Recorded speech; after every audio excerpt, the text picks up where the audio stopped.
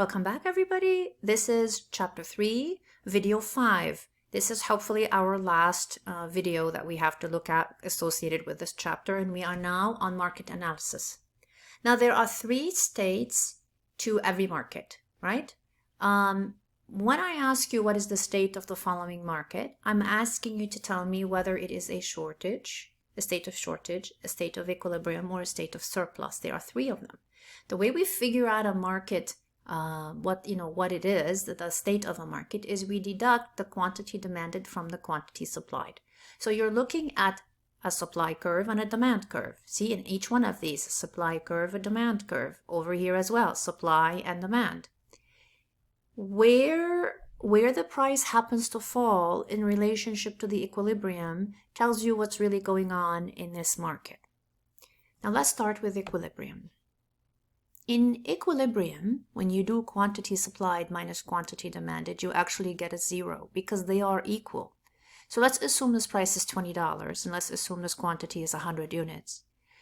If you look at the point, they share the exact intersection. So at $20, the quantity is 100 units for both the quantity demanded taken from the demand curve and the quantity supplied taken from the supply curve. This gives us a perfect, happy place. Okay, how often is life perfect? You already know. Very rarely. Therefore, the equilibrium is more where we want to be, but often are not. So the odds are we're either in a state of shortage or we are in a state of surplus. Let's look at a state of shortage, which is a negative state. When we do quantity supplied minus quantity demanded, we actually get a negative answer. So this is the price right here, right? Where this intersection here occurs. So we were using $20. Let's keep using it.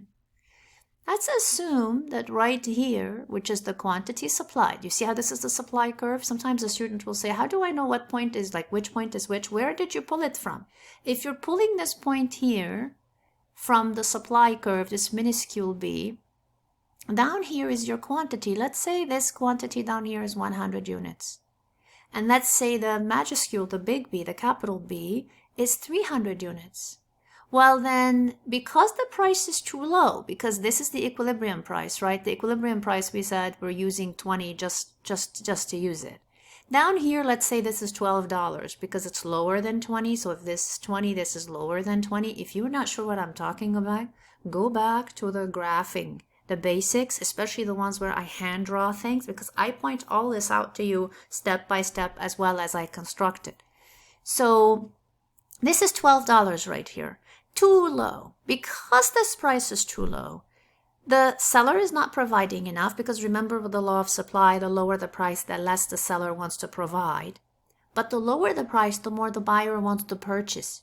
Too many purchases against too little availability, too few units left on the market. So if how much the market is looking to purchase is 300 units, assume this is 300 here, and how much is available is 100, then there's a shortage of 200, because when you do 100, which is the quantity supplied taken from the supply curve, minus the 300, which is this point right here, I'm pulling the quantity demanded from the demand curve, then you have a negative 200, and that is actually a shortage. The market is short 200 units. How do you get rid of that shortage? You raise the price. This is too low here. You raise it from the 12 to the 20 that is up here. I'm going to do a recap in the end, and it'll have numbers, and so that will help us a little bit more. This is the perfect state. So if you want to come back to the perfect state, right here to that 20, and you really better raise the price to 20. But it doesn't always work like that. There are forces that sometimes impact how high the price can actually be, and that generates a shortage. So a shortage means the product is too affordable and the price needs to go up. What is a surplus? It's the complete opposite.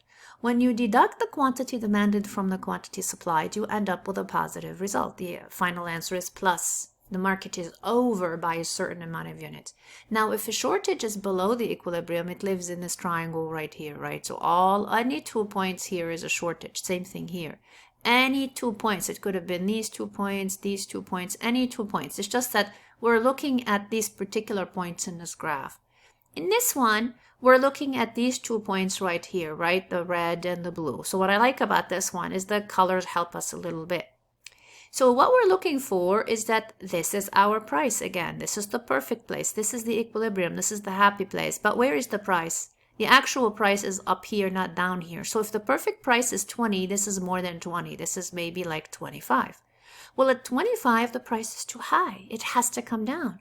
When the price is too high, the amount being purchased, that's your quantity demanded, taken from the demand curve, is smaller than the quantity supplied taken from your supply curve right here. So when we do quantity supplied, right here, taken from the supply curve, minus the quantity demanded right here, taken from the demand curve, you will find that the answer is plus. The market is over. So at $25, let's say this quantity here is 250 units, and let's say this quantity here is 500 units. Then when you do the 250 minus, what did I say, 250 minus 500? I don't know what I said. I think so. Then maybe we are looking at 250 differentiation. If I kind of misspoke there for a minute and I've confused you, I will fix it when I go over the last one. But the amount of units here, when you deduct the quantity demanded, the red, taken from the quantity supplied, the blue, you will see that it is smaller than it. So when you do quantity supplied, a bigger number minus a smaller number, you're going to get a positive in the end. And this is our surplus, and it means the price is too high, the seller is providing too much, the buyer is not buying enough, there's a surplus sitting on the market. Now, a state of surplus is common as long as they are short-term surpluses and shortages. It's really no big deal, meaning as long as they say to you, come back next week for a fridge, it's no big deal because your fridge broke down. If they say come back next year, it's a very big problem. For a while, we've been having shortages in certain things. Cabinets, there's been a shortage of it. Lumber, there's been a shortage of refrigerators. There's been a shortage of certain types of washers and dryers. There's been a shortage of a bunch of things. As long as it lasts within like days or weeks, we don't panic. But once it lasts many weeks, months, or longer, it becomes long-term. Now we are very much concerned. Now, here is basically our recap. Here's our fruit stand with all the delicious things going on. This is the market. How much of all of this, all these fruity drinks and fresh fruits, and is actually being bought and how much is being sold. So we're looking at a market. The market has supply and demand. This is the supply curve. This is the demand curve. There are quantities that are being purchased and provided. So down here are both quantities. This is the price that is on the Y. So what are we learning? The equilibrium price looks to me like it is about $2.40, potentially $2.33. Let's go with that one. So the price at equilibrium, the price is $2.33. Anything less than that, like at $2, for instance, look at where you are. You have a state of shortage. You see this little triangle? In this case, the quantity supplied is too low against the quantity demanded. You have a shortage. If you look up here, that's a state of surplus. So if we go to the price of $3, which is more than $2.33, like the equilibrium indicates, then the quantity purchased is too small against the quantity provided, and then you end up with a surplus. The market is constantly trying to gravitate towards the equilibrium. If the price is too low, there's a shortage. The price has to be raised. Where to? Perfection is equilibrium, if we can keep it there. Surplus, the price is too high. That's why the seller is providing too much and the buyer is purchasing too little, and the price needs to shrink back down to the equilibrium. So this is what we are looking for as far as shortages and surpluses. But just to kind of pick some points and play with them, at $1, what is the market state? The market state is that of shortage, because the quantity demanded looks like it's about 55 units. The quantity supplied is 10 units. Well, 10 minus 55 is a negative 45, so there's a shortage of 45 units right here. If you look, for instance, at let's go with $5. The price is so high. The quantity demanded is 10 units. The quantity supplied right there at the tip is 60. Well, if you do 60 minus 10, you have 50 units in surplus. You end up with a plus 50. Because it's 60 minus 10 is plus 50. The market is overflowing with too many units, 50 units more than it needs to have. So if you have any questions, just email me. In the meantime, you guys have a great one. And this does conclude chapter 3, like I promised. Have a great one.